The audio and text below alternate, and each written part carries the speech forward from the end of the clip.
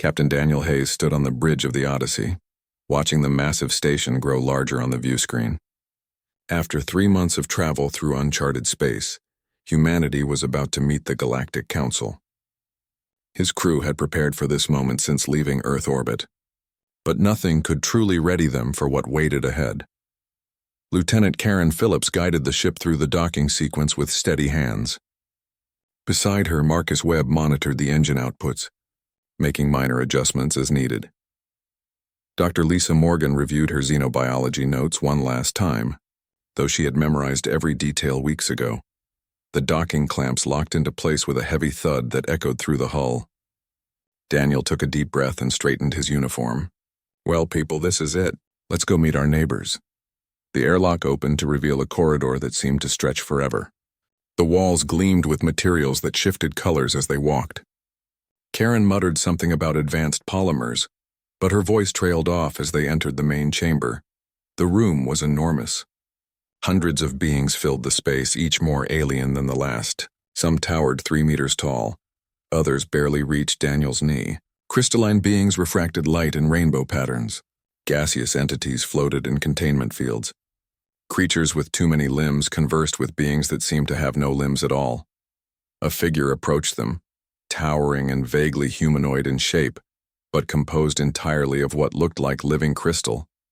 Light pulsed through its body in patterns that might have been speech. "I am Ambassador Zephon of the Galactic Council," a voice said, though the crystal being's mouth did not move. "You are the humans?" Daniel stepped forward. "Captain Daniel Hayes representing Earth and her colonies. It's an honor to meet you." "We shall determine if that honor is mutual," Zephon replied. "Your species has been observed for some time. You have developed faster than light travel, which grants you the right to petition for council membership. However, membership is not guaranteed. You must prove your worth." Over the next 3 weeks, the humans underwent every test the council could devise. They competed in strength trials against the Krillians, massive beings whose muscles seemed carved from stone. Karen pushed herself to her limits on the resistance machines, but her best effort barely registered on their scale.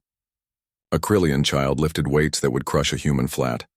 They took cognitive tests against the Vexari, beings whose brains processed information at speeds that made quantum computers seem slow. Marcus, the brightest engineer Earth had produced in a generation, solved complex equations in what he thought was impressive time. A Vexari completed the same test in 3 seconds. Lisa competed in sensory challenges against the Saltine, creatures who perceived 17 different dimensions of reality. She could barely comprehend the questions, let alone answer them. The Saltine looked at her with something that might have been pity. Physical endurance tests against the Draken proved equally humiliating. These reptilian beings could survive temperatures that would boil human blood and freeze human cells. They barely noticed environmental extremes that would kill a human in minutes. After the final test, Zephon summoned the human delegation to the council chamber. Thousands of beings watched as the results appeared on massive displays that filled the curved walls. "Humans," Zephon announced, "we have completed our evaluation. In strength, you rank near the bottom quartile among spacefaring species. The Krillians are 50 times stronger. In processing speed, you are slower than 70% of known intelligent species. The Vexari think 1,000 times faster. In sensory perception, you are limited to a narrow band of the electromagnetic spectrum in 3 spatial dimensions. In durability, you are fragile. In lifespan, you are brief. Your average lifespan of 80 years is less than the childhood of a Dracon." The chamber filled with sounds that might have been the alien equivalent of murmuring. Daniel felt his jaw tighten, but he kept his expression neutral. "In every measurable category," Zephon continued, "you are average at best and often well below average. This council must now debate whether a species so limited can contribute anything to galactic civilization." Several council members began speaking at once. Their words translated into dozens of languages simultaneously. Daniel caught fragments of the debate. Some argued humans were too weak to be useful. Others suggested humanity might serve as a cautionary tale. A few seemed genuinely curious about what humans could offer, but they were clearly in the minority. Finally, Zephon raised a crystalline hand and the chamber fell silent. "Captain Hayes, you have heard our assessment. Do you have anything to say before we vote on your petition?" Daniel stepped forward. He had prepared a speech, had practiced it 100 times. But looking at the assembled beings, at their certainty that humans were inferior, he set aside his prepared words. Ambassador Zephon, with respect, your tests measure the wrong things, Daniel said. You've tested us as if we're meant to be specialists like your member species. But that's not what humans are. Then what are you? Zephon asked. We're generalists, Daniel replied. We're not the strongest, but we're strong enough. We're not the smartest, but we're smart enough. We're not the fastest or the toughest or the longest lived, but we're adequate at everything, and that matters more than you think. Adequate is not impressive, a Krillian delegate rumbled. Maybe not, Daniel agreed. But let me ask you something. You've got specialists for every problem. Who do you call when a problem needs a specialist in strength, intelligence, and endurance all at once? Who coordinates between specialists who can't understand each other's perspectives? The chamber went quiet.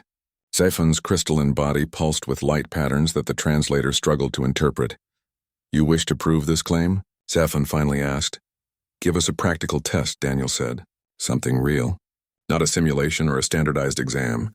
Give us a problem your specialist couldn't solve. Zephon consulted with several other council members. The discussion lasted nearly an hour while the humans waited. Finally, the ambassador turned back to them. Very well, Zephon said. There is a situation that has confounded our best experts for some time. We will present it to you, but understand this, Captain Hayes. If you fail, your petition will be denied, and given the nature of this challenge, failure will likely mean your deaths. We understand, Daniel said. I wonder if you do, Zephon replied, but you will soon find out. The briefing room felt cold despite the climate controls. Daniel and his crew sat around a table, while holographic displays showed a desolate moon rotating slowly in the air above them. Zephon stood at the head of the table, his crystalline form reflecting the pale light from the projection. This is Caldros 7, a moon orbiting a gas giant in the Tertian system, Zephon explained. 6 weeks ago, we lost contact with a research station located beneath its surface. The station housed a team of 12 scientists from 3 different species studying geological phenomena unique to this moon. Lisa leaned forward, studying the data scrolling beside the image. What makes this moon so difficult? Everything, Zephon replied.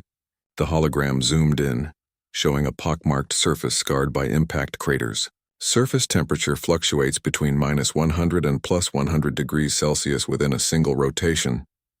The atmosphere is toxic to most species. Seismic activity is constant and unpredictable. The research station was built in a cave system 3 kilometers below the surface to escape the worst conditions. Marcus pulled up the technical specifications. I see why you picked caves. Natural insulation from temperature swings and some protection from the radiation. Correct, Zephon said. However, this created new challenges. The cave system is vast and unstable. The mineral composition interferes with most scanning technology.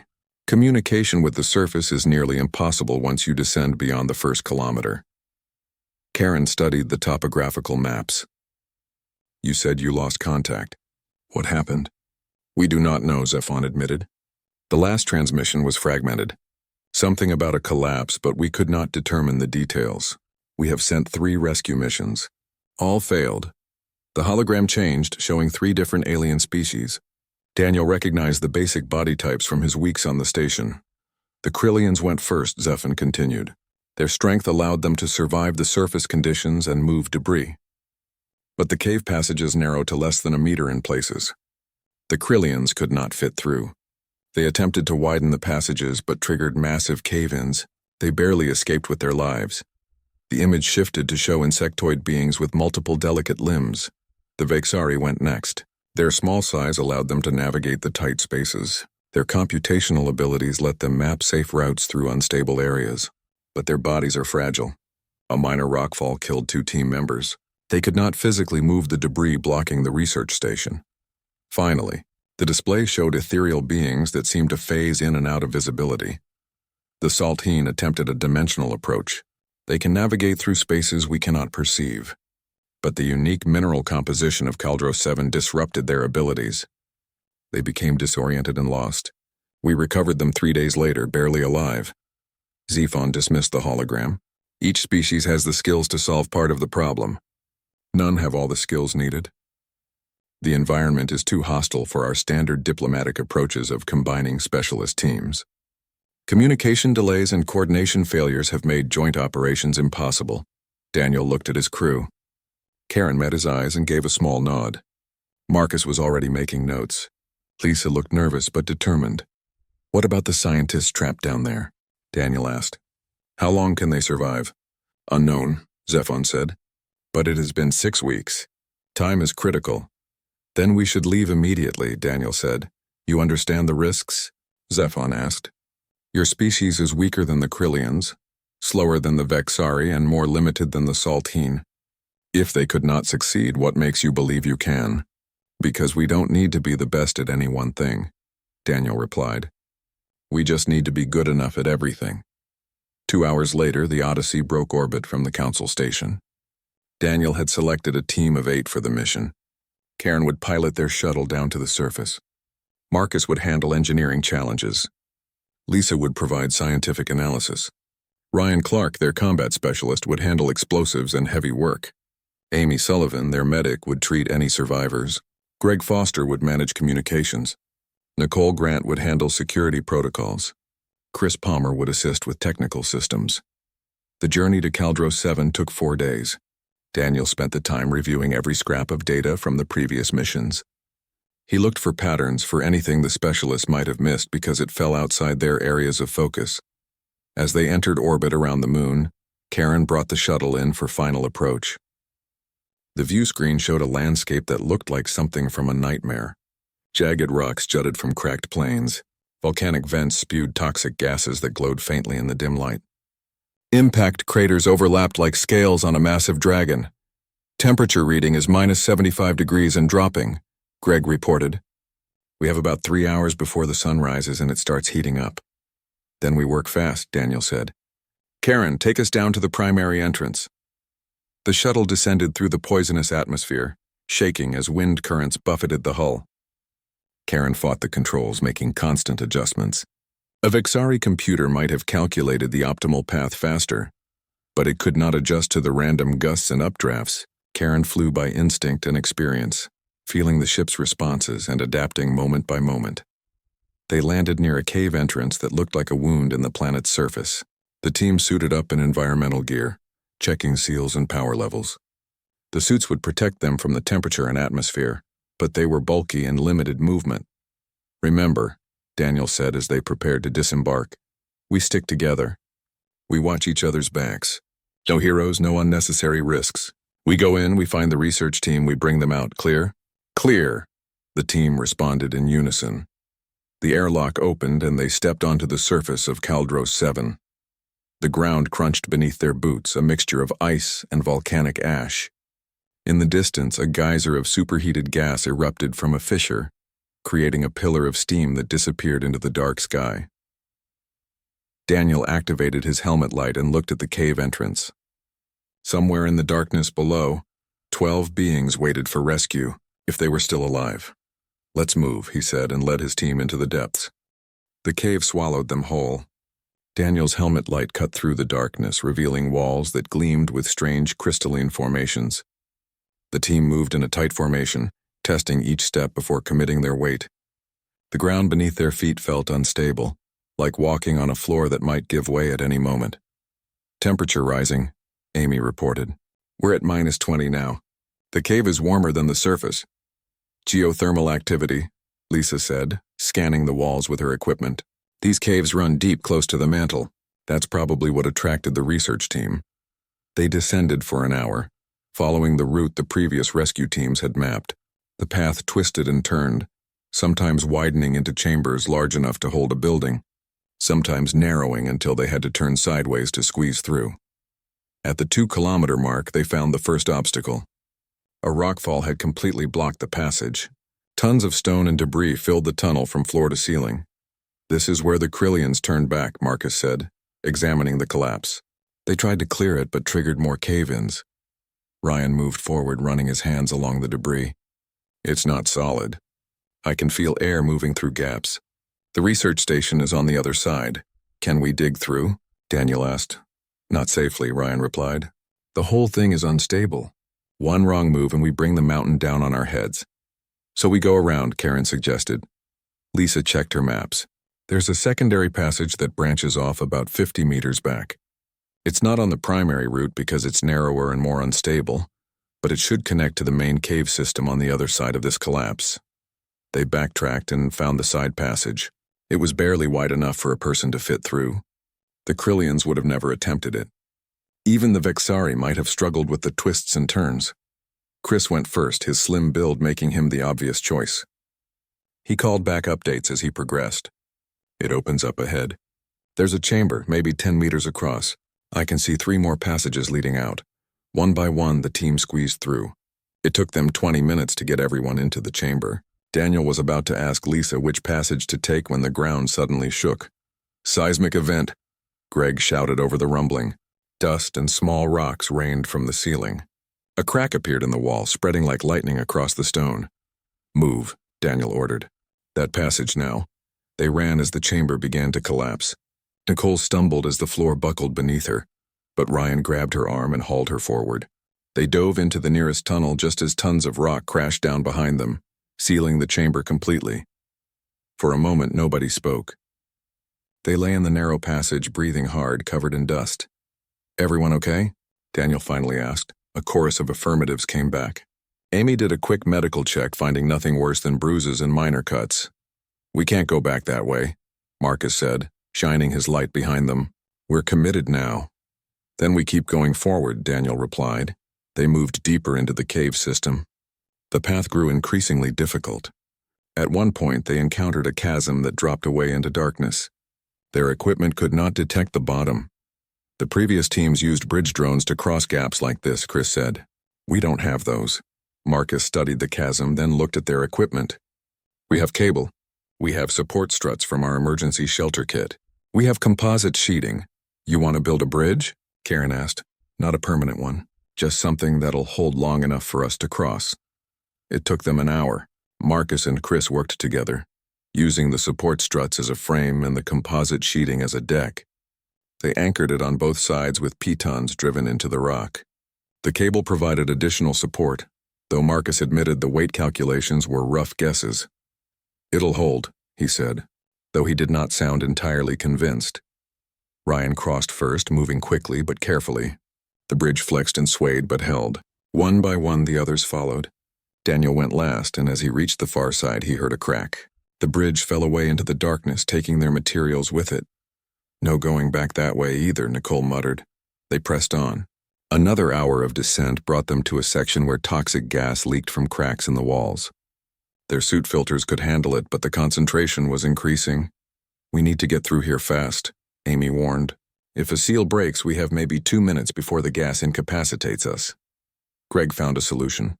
Using their portable terminals, he connected to the research station's environmental system through a maintenance port.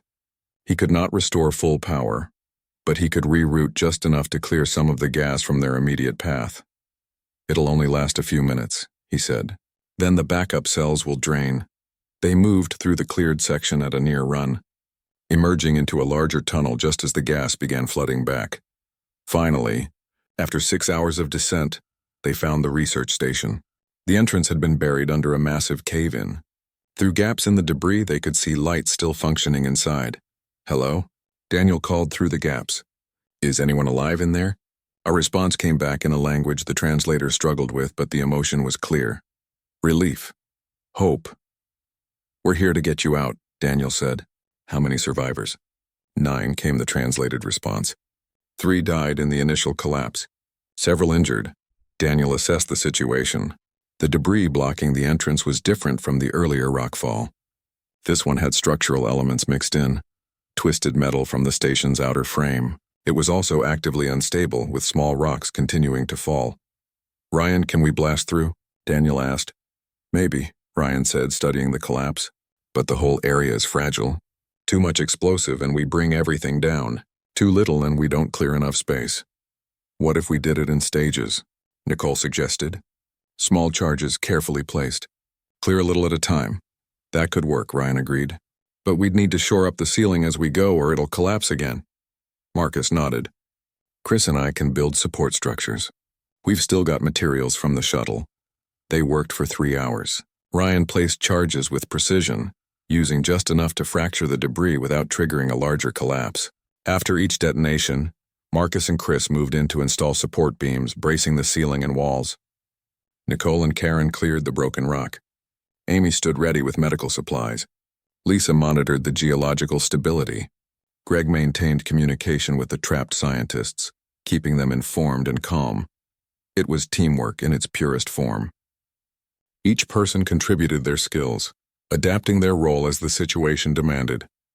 When Ryan's hands were too large to place a charge in a tight space, Chris did it following Ryan's exact instructions.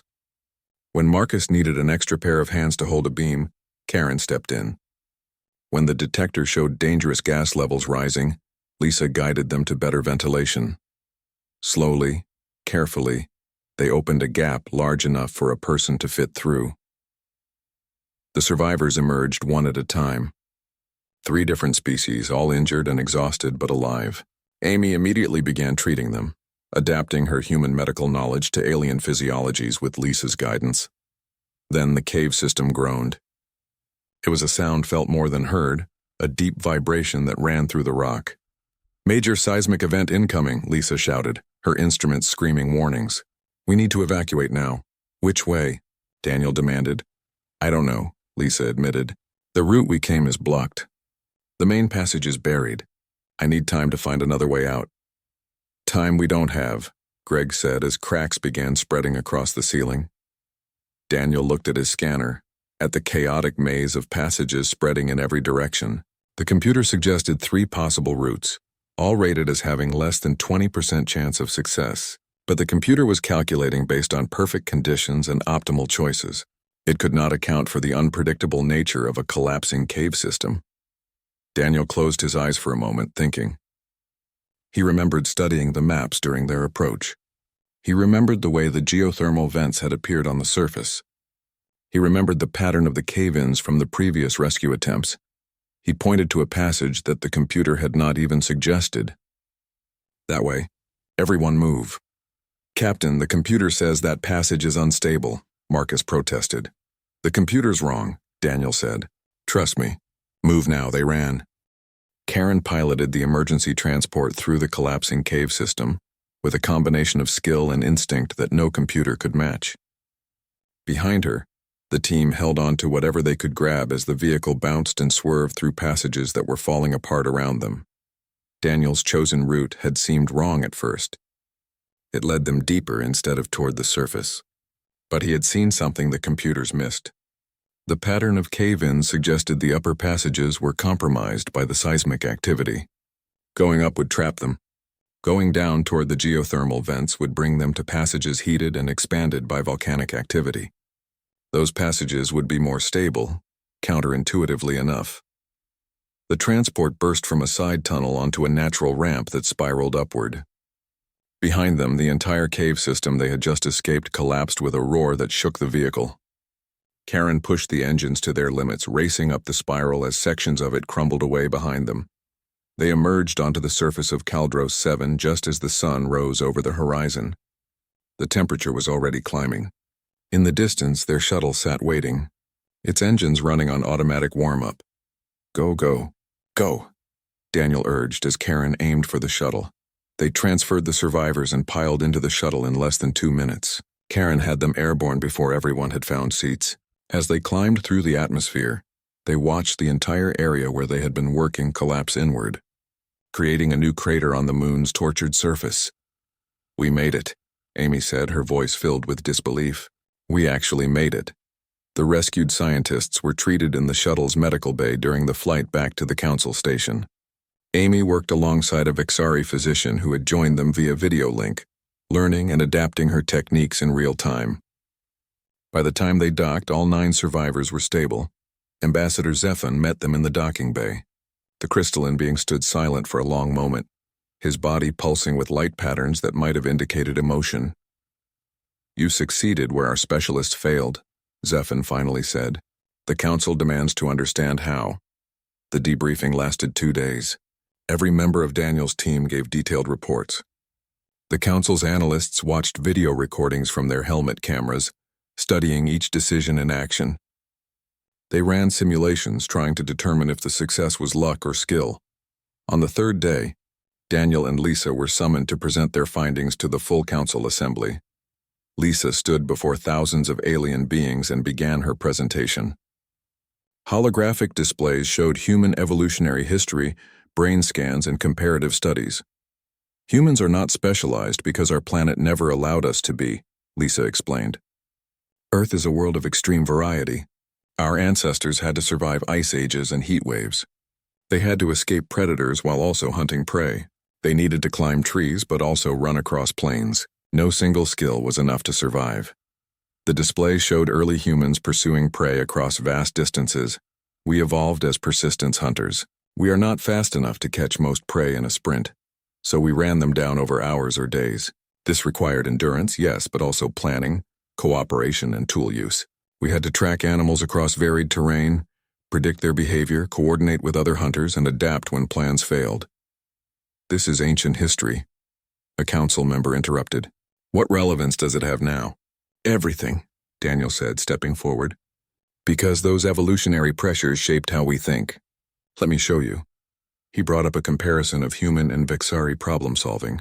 When a Vixari encounters a problem, their brain processes millions of calculations instantly.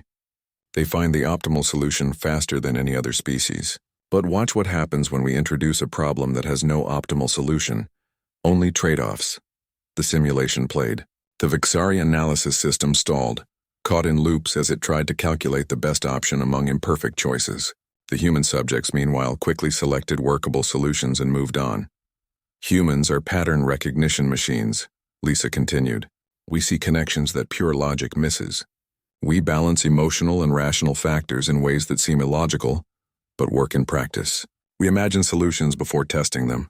We think in metaphors and analogies that let us apply lessons from one domain to another. Marcus stood and added his perspective. Our education system reflects this. A Krillian trains for 50 years to master structural engineering. A human learns basic competence in engineering, plus physics, plus chemistry, plus material science, plus a dozen other fields, all in about 10 years of formal education. We keep learning throughout our lives, picking up new skills as needed. We also learn from failure faster than most species, Amy added. When something doesn't work, we don't see it as a fundamental flaw in our approach. We see it as data. We adjust and try again.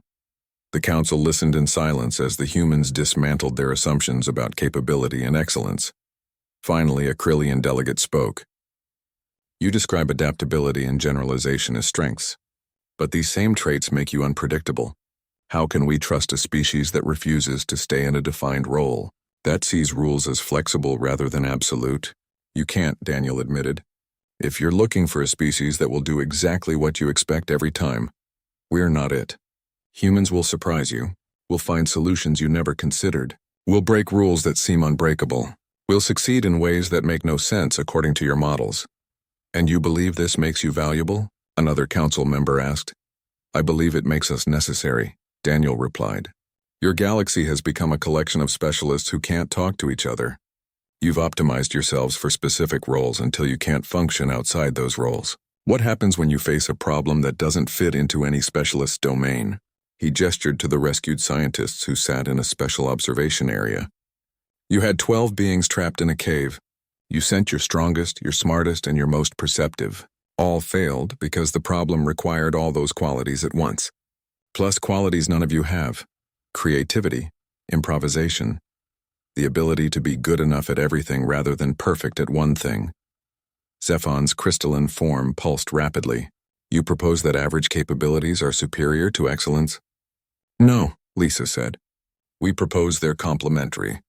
You need specialists, but you also need generalists to connect the specialists to translate between them, to handle the problems that fall between your carefully defined categories. And if we refuse? A delegate asked.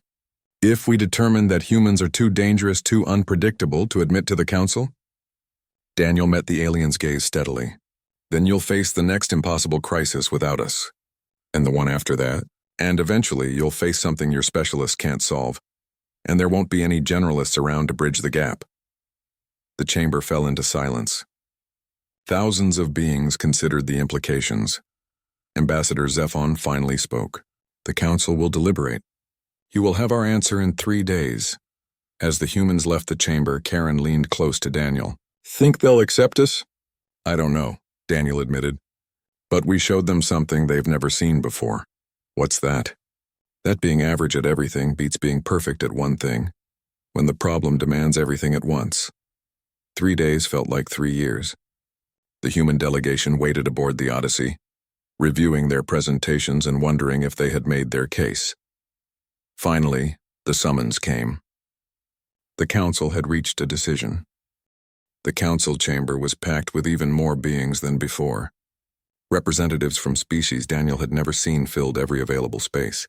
The air hummed with translated conversations in hundreds of languages. When the human delegation entered, silence fell like a physical weight. Ambassador Zephon stood at the center of the chamber, his crystalline body catching and reflecting light from 1,000 sources. Captain Hayes, the council has spent 3 days in deliberation. We have reviewed every aspect of your mission to Caldros 7. We have analyzed your species' history, psychology, and potential, and we have argued. The chamber remained silent. Daniel could feel his crew's tension. Some council members believe humans are too dangerous, Zephon continued. A species that treats rules as guidelines rather than absolutes. A species that values adaptability over mastery. A species that succeeds through methods we cannot predict or control. These members fear what humanity represents. Daniel's heart sank, but he kept his expression neutral. Other members see humanity as the solution to problems we did not know we had, Zephon said. For millennia, the Galactic Council has operated on the principle of specialization. Each species contributes their unique excellence. This system has brought stability and prosperity. The ambassador paused, his form pulsing with complex light patterns, but it has also brought stagnation. We have not faced a major crisis in 3,000 years because we have carefully avoided situations that our specialists cannot handle. We have optimized our civilization for problems we know how to solve, and in doing so, we have made ourselves vulnerable to problems we have never encountered. A hologram appeared, showing a star map, with a section highlighted in red. The research station on Caldros 7 was not merely studying geology. It was investigating an anomaly, something ancient, something dormant for millions of years. And that something is waking up. The chamber erupted in noise. Delegates shouted questions in dozens of languages. Zephon raised a crystalline hand and silence returned. We do not know what it is, Zephon admitted. Our specialists have analyzed the data for weeks and cannot agree. It does not fit any known category. It is not purely biological, technological, or energy-based. It appears to be all three or none of them, or something we lack the framework to understand. Daniel stepped forward. And you need generalists to figure it out. Yes, Zephon said simply. Which brings us to our decision. The vote was close. Many species abstained, uncertain which path to choose. But a majority has agreed to a provisional solution. The hologram changed, showing an organizational chart. At the top was the Galactic Council. Beneath it, a new branch appeared, labeled in glowing text. Humanity is granted provisional membership in the Galactic Council, Zephon announced. You will be assigned to a newly created department. The Department of Adaptive Solutions. Your mandate is to handle crises that cross specialist boundaries, problems that require coordination between multiple species, situations that demand creative solutions rather than optimal calculations. Relief flooded through Daniel, but Zephon was not finished. This membership is provisional. You will be evaluated continuously. If humanity proves as valuable as some believe, full membership will follow. If you prove as dangerous as others fear, this decision will be reversed. Do you accept these terms? Daniel looked at his crew. Karen grinned. Marcus gave a thumbs up. Lisa nodded enthusiastically. The others showed similar agreement. We accept, Daniel said. When do we start? Immediately, Zephon replied. We have your first assignment. Another hologram appeared, showing a colony world. Multiple species ships orbited the planet, but something was clearly wrong. The image quality was distorted, flickering. The colony of New Harmony is experiencing a crisis, Zephon explained. Communications are disrupted. Long-range scans show structural failures across the settlement.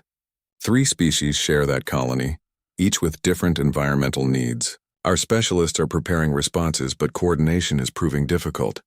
What caused the crisis? Lisa asked. Unknown, Zephon admitted. which is precisely why we need your team. The Odyssey has been authorized to depart immediately. You will have full council authority to take whatever actions you deem necessary. Daniel studied the hologram, his mind already working through possibilities. We'll need to bring additional personnel. Specialists of our own, but humans who can work across disciplines. You have access to Earth's full database, Zephon said. Recruit as needed. The council will provide support. The meeting continued for another hour, covering logistics and protocols. When it finally ended, the human delegation returned to the Odyssey to prepare. In the privacy of the ship's conference room, the team gathered around the table. Karen pulled up the data on New Harmony, spreading it across the view screen. 3 species, totally different biologies, she said. The Krillians need high gravity and low temperature. The Vixari need precise atmospheric composition. The Saltine need dimensional stability. How do you even build a colony that works for all 3? Very carefully, Marcus replied. And probably with a lot of compromises. If any one system fails, it could cascade. Which means we're not just dealing with a technical problem, Amy added. We're dealing with a diplomatic one. 3 species with different needs, probably blaming each other for whatever went wrong. Daniel listened to his team analyze the situation, each bringing their perspective. This was what humans did best. Not perfection in any single area, but competence across multiple areas combined with the ability to synthesize different viewpoints. We leave in 2 hours, he said. Greg, start reaching out to Earth. I want experts in colonial systems, environmental engineering, and interspecies relations. People who can think on their feet. Marcus prepped the Odyssey for extended deployment. Karen plot the fastest course to New Harmony. Lisa review everything we know about those 3 species. Medical needs, cultural factors, anything that might be relevant. The team dispersed to their tasks. Daniel stood alone in the conference room looking at the star map. Somewhere out there, an ancient threat was waking up. Somewhere closer, a colony was in crisis. And throughout the galaxy, specialists were struggling with problems that crossed the boundaries of their expertise. Ryan entered, carrying 2 cups of coffee. He handed one to Daniel. Crazy first day on the job? Yeah, Daniel agreed. The galaxy has no idea what it just unleashed. What do you mean? They gave humans a mandate to solve impossible problems, Daniel said. They authorized us to take whatever actions we deem necessary. They basically told the most adaptable, creative, stubborn species in the galaxy to go fix things however we see fit. Ryan grinned. They're going to regret that. Maybe, Daniel said. Or maybe we'll surprise them. Show them that average capabilities applied creatively can achieve what perfect specialization cannot. You really believe that? Daniel thought about the mission to Caldros 7, about the way his team had improvised solutions to problems that stumped the galaxy's best specialists, about the look on Zephin's face when they succeeded. Yeah, he said, I do. We're not the strongest or the smartest or the fastest, but we're stubborn, we adapt. We find ways to win even when we shouldn't be able to, and now the whole galaxy is going to see what that looks like. 2 hours later, the Odyssey departed the Council Station. Their course was set for New Harmony, but Daniel knew this was just the beginning. The galaxy had operated on the principle of specialization for thousands of years. Humanity was about to show them a different approach. As they entered faster-than-light travel, Daniel stood on the bridge watching the stars stretch into lines of light. Karen sat at the helm, her hand steady on the controls. Marcus monitored the engines. Lisa reviewed xenobiology data. The rest of the crew prepared for whatever waited at their destination. They were average. Average strength, average speed, average intelligence. But average across every category meant capable in all of them. And capability, combined with creativity and determination, was more dangerous than any single excellence. The galaxy had spent millennia optimizing for known problems. Humanity had spent millennia surviving unknown ones. Now those 2 philosophies were about to collide, and Daniel suspected the result would change everything. In the depths of space, the ancient threat continued to wake. Colony New Harmony's crisis deepened. And across the galaxy, other problems waited. Problems that would require more than specialist knowledge to solve. But for the first time in 3,000 years, the Galactic Council had generalists to call on. Humans who refused to accept that average meant inferior, who saw limitations as challenges rather than boundaries, who would take their adequate capabilities and turn them into something the specialists never anticipated. Because in a galaxy of experts who knew everything about one thing, humanity knew something about everything, and that made all the difference.